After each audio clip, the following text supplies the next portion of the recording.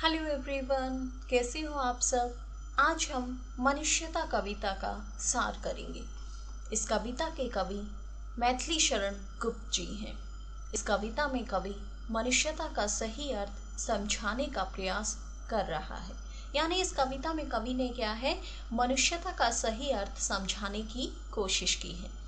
पहले भाग में कवि कहता है कि मृत्यु से नहीं डरना चाहिए क्योंकि मृत्यु तो निश्चित है, पर हमें ऐसा कुछ करना चाहिए कि लोग हमें मृत्यु के बाद भी याद रखें।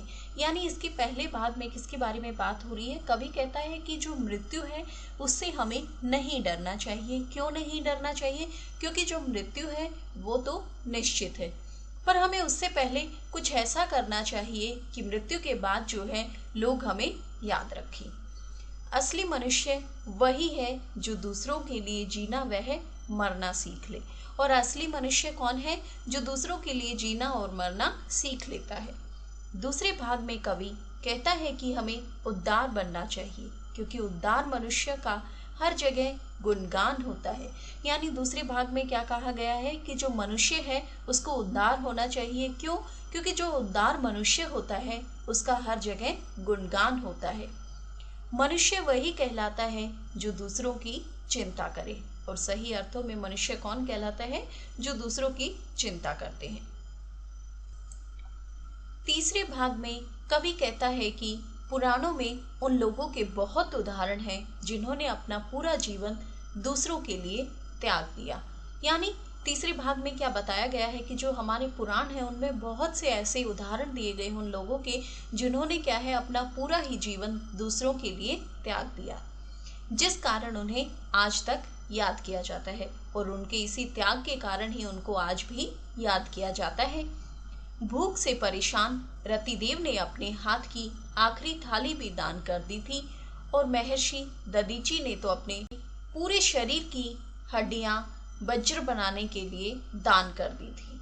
उशीनर देश के राजा ने कबूतर की जान बचाने के लिए अपना पूरा मांस दान कर दिया था। वीर करण ने अपनी खुशी से अपने शरीर का कवच दान कर दिया था। यानी इन सब के उदाहरण हमारे पुराणों में भी दिए गए हैं। क्यों? क्योंकि इनके त्याग के कारण। सच्चा मनुष्य वही है जो त्याग भाव जान ले। और सच्चा मनुष्य कौन है? जो त्याग भाव जान लेता है। चौथे भाग में कवि कहता है कि मनुष्यों के मन में दया और करुणा का भाव होना चाहिए। और चौथे भाग में क्या बताया गया है कि जो मनुष्य है उनके मन में क्या है? उनके मन में करुणा और दया का भाव होना चाहिए। मनुष्य वही कहलाता है जो दूसरों के लिए मरता और जीता है। इसका सबसे बड़ा उदाहरण महात्मा बुद्ध है, जिनसे लोगों का दुख नहीं देखा गया तो वे लोक कल्याण के लिए दुनिया के नियमों के विरुद्ध चले गए। यानी जिनसे क्या है, लोगों का दुख नहीं देखा गया था, उन्होंने क्या किया, जो लोक नियम बने हुए थे, जो दुनिया के नियम थे, वो उनके विरुद्ध चले गए थे लोक कल्याण के लिए।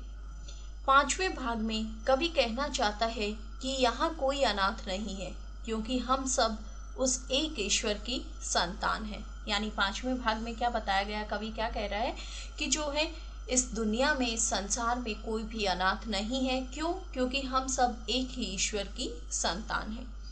हमें भेदभाव से ऊपर उठकर सोचना चाहिए और हमें आपस में भेदभाव नहीं करना चाहिए, बल्कि इससे ऊपर उठकर हमें सोचना चाहिए।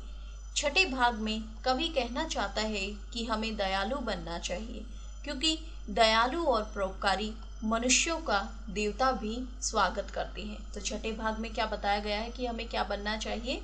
हमें दयालु बनना चाहिए क्योंकि जो दयालु और परोपकारी है उसका देवता तक भी स्वागत करते हैं।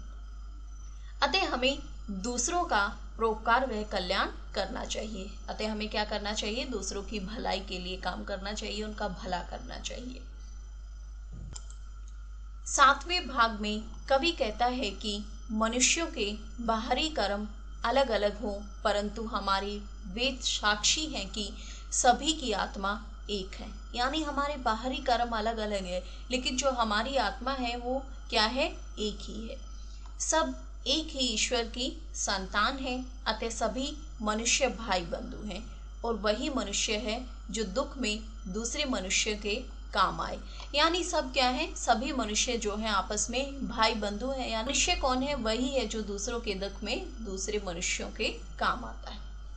अंतिम भाग में कवि कहना चाहता है कि विपत्ति और विघ्न को हटाते हुए मनुष्य को अपने चुने हुए रास्तों पर चलना चाहिए। यानी जो अंतिम भाग है उसमें कवि क्या कहना चाहता है कि चाहे जितनी भी मुसीबतें या परेशानियां हैं उनको हटाते हुए मनुष्य को अपने चुने हुए रास्तों पर चलना चाहिए, आपसी समझ को बनाए रखना चाहिए और भेदभाव को नहीं बढ़ाना चाहिए। और उस रास्ते पर चलते हुए हमें आपसी समझ को बनाए रखना है और भेदभाव को बढ़ावा नहीं देना है।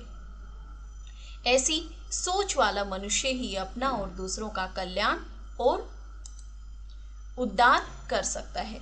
और जिसके पास ऐसी सोच है वही मनुष्य क्या है, दूसरों का कल्याण और उद्धार कर सकता है।